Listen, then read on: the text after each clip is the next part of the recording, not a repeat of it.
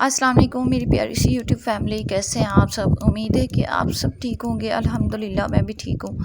अल्लाह करिए आप जहाँ भी रहें खुश रहें, हंसते और मुस्कुराते रहें। इसी प्यारी सी दुआ के साथ आज के ब्लॉग का स्टार्ट करती हूँ।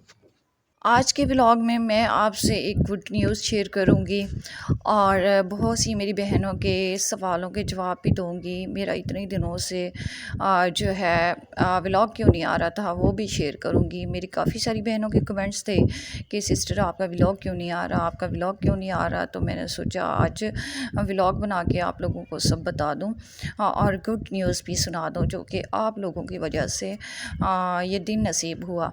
तो चलें जी, हाँ घर का काम भी होता रहेगा। साथ में आज सुबह का टाइम था, उठे थे और तबीयत कुछ फ्रेश नहीं थी। आपको पता है तबीयत मेरी डाउन रहती है, कभी सही होगी तो कभी फिर से डाउन हो जाती है।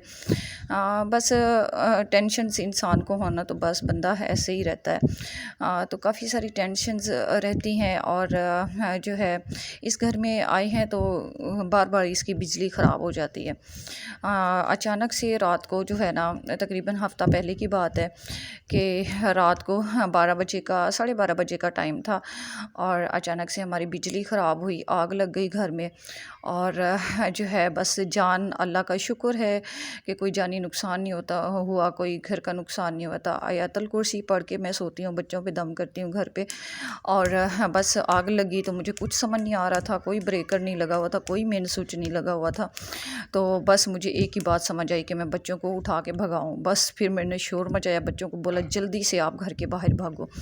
बस रात का 12:30-1 बजे का टाइम था, हम घर के बाहर खड़े रहे और उसके बाद आहिस्ता आहिस्ता चुप हुई और आवाज़ें बंद हुई बिजली की। ऐसे आवाज़ें थी, धुआं उठा हुआ था और आग नहीं थी, बस धुआं उठा होता हर तरफ से ना। हाँ, तो बस पता चला कि जो है ना लाइट ख़राब हुई और बस आवाज़ आ रही थी मुझे ना। तो बस मुझे लगा कि पता नहीं क्या हो गया। मैं उठी हूँ, मैं भी नींद में थी, उसी टाइम सोई थी। और बस फिर क्या हुआ कि आवाज़ें आ रही थी और दूसरी बात ये है कि धुआं उठा हुआ था। बस हम घर के बाहर बह गए। कुछ देर बाद फिर ये आवाज़ें आना बंद हुई और फिर मैं बस डर डर के मैंने बच्चों को बोला आप बाहर खड़े रहे, मैं अंदर जाके देखती हूँ कि क्या मसला है, क्या इशू है। और फिर जब मैंने अंदर आके देखा, पता चला पूरे घर की लाइट नहीं थी और नीचे ज़मीन में तारें गई हुई थी, वो वाली जली थी। अल्लाह ने बचाया, वहीं से गुज़र के हम भागे थे।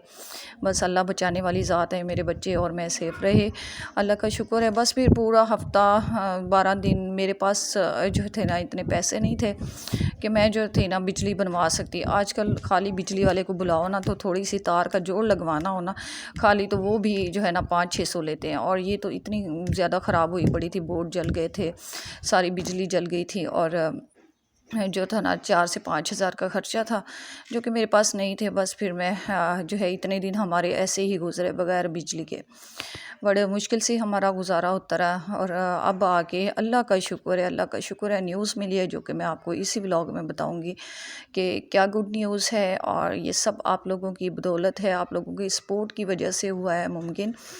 अच्छा, एक और बहन का सवाल था कि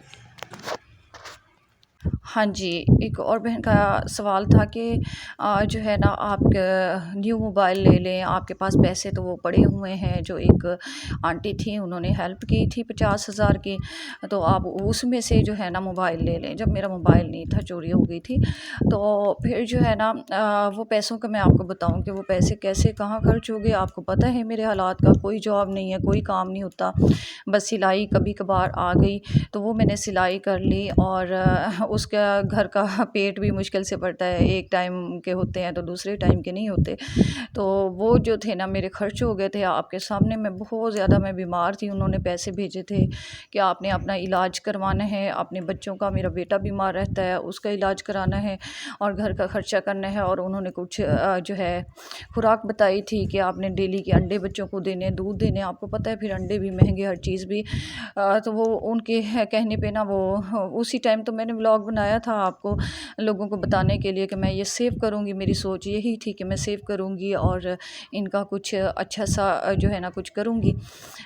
تو لیکن جو حالات تھے نا، آپ کو پتہ ہے جب کمانے والا کوئی نہ ہو، گھر کا سرکل نہ چلانے والا کوئی نہ ہو، کوئی انکم کا ذریعہ نہ ہو، تو پھر بندہ کیا کرتا ہے؟ تو وہ سارے پیسے جو ہے نا ڈیلی کا آپ لگائیں نا کہ چھوٹی بھی فیملی ہے نا تو 1000 کھلا کرو، پتہ بھی نہیں چلتا، 1500 ڈیلی کا جو ہے نا خرچہ ہے۔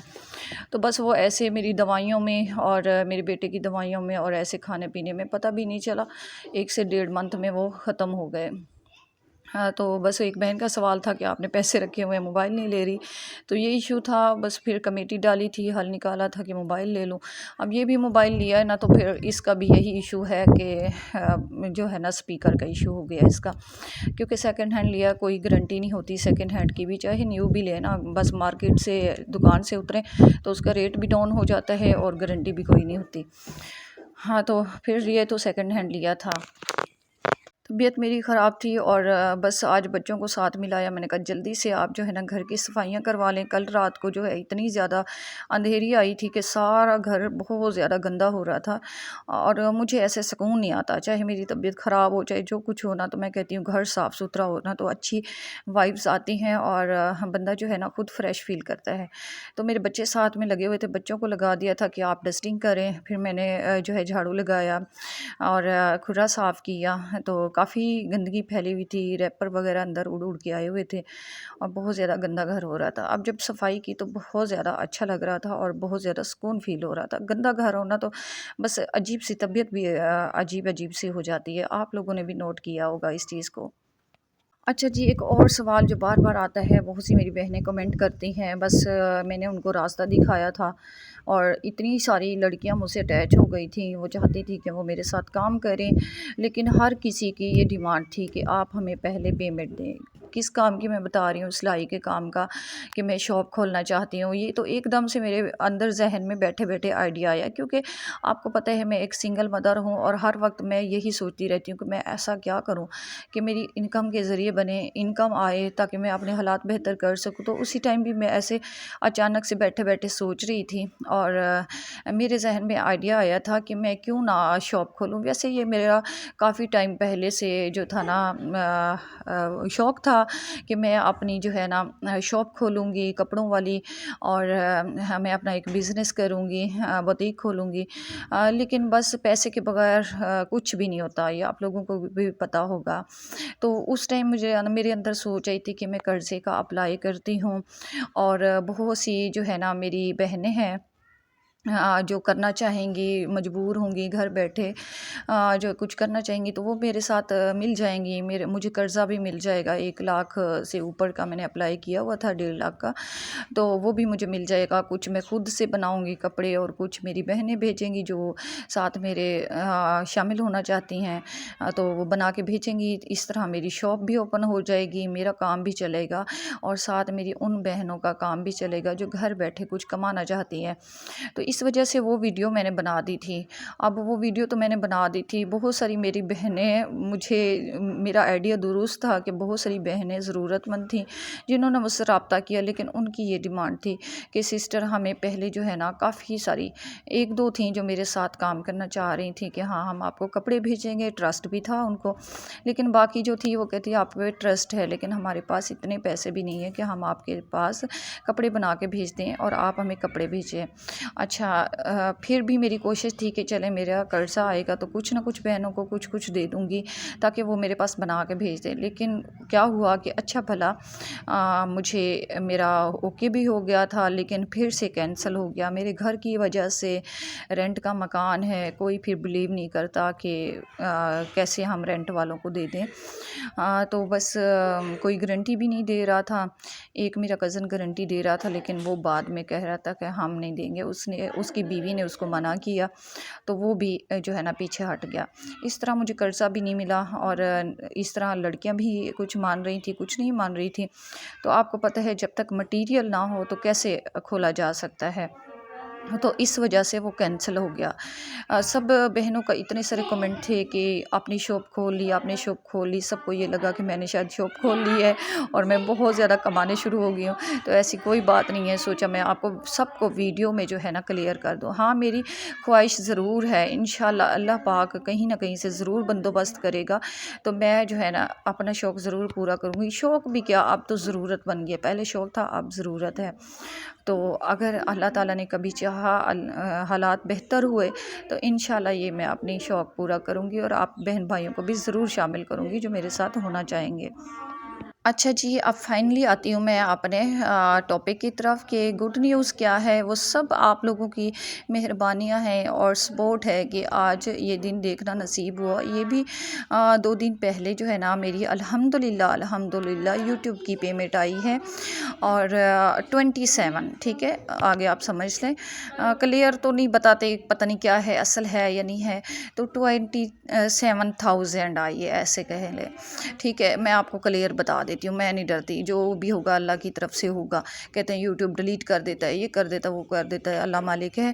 اور جو ہے نا 27,000 اتنی محنت کے بعد، اتنی جد و جہد کے بعد، اتنی ویڈیوز بنانے کے بعد اور کئی مہینوں کے بعد یہ میری پیمنٹ آئی ہے۔ وہ کیوں اتنی آئی ہے آپ لوگ سمجھ رہے ہوتے ہوں گے کہ کئی لاکھوں آئے ہوں گے، وہ میں بھی یہی سمجھتی تھی جب میں دوسروں کو دیکھتی تھی کہ وہ کما رہے ہیں اتنا، لاکھوں میں ان کے پیسے آ رہے ہیں، تو یہی سوچ کے میں نے بھی شروع کیا تھا۔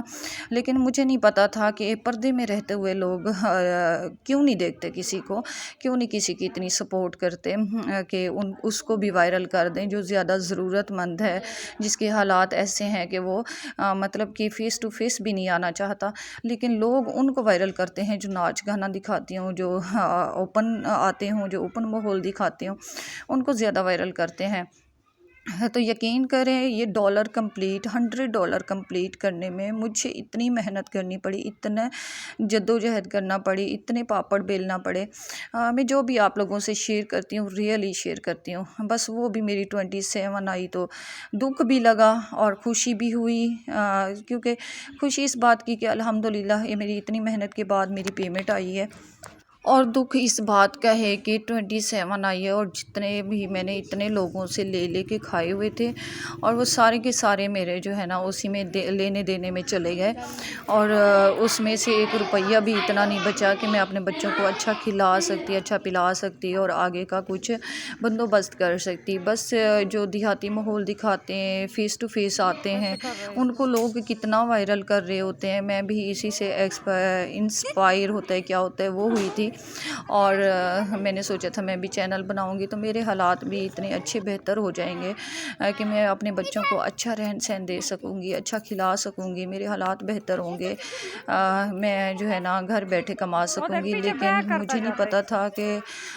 4-5 مہینے بعد جو ہے نا ڈالر کمپلیٹ ہوتے ہیں، $100، جسٹ $100، وہ بھی بڑا مشکل سے میرے کمپلیٹ ہوئے، کیونکہ میں فیس ٹو فیس نہیں آتی، میں اپنا فیس نہیں دکھاتی، اپنے بچوں کا نہیں دکھاتی، جسٹ کام کاج کرتی ہوں، آپ لوگوں سے اپنے دکھ شیئر کرتی ہوں اور جو بھی میرے ساتھ ریئل ہو رہا ہوتا ہے وہ شیئر کرتی ہوں۔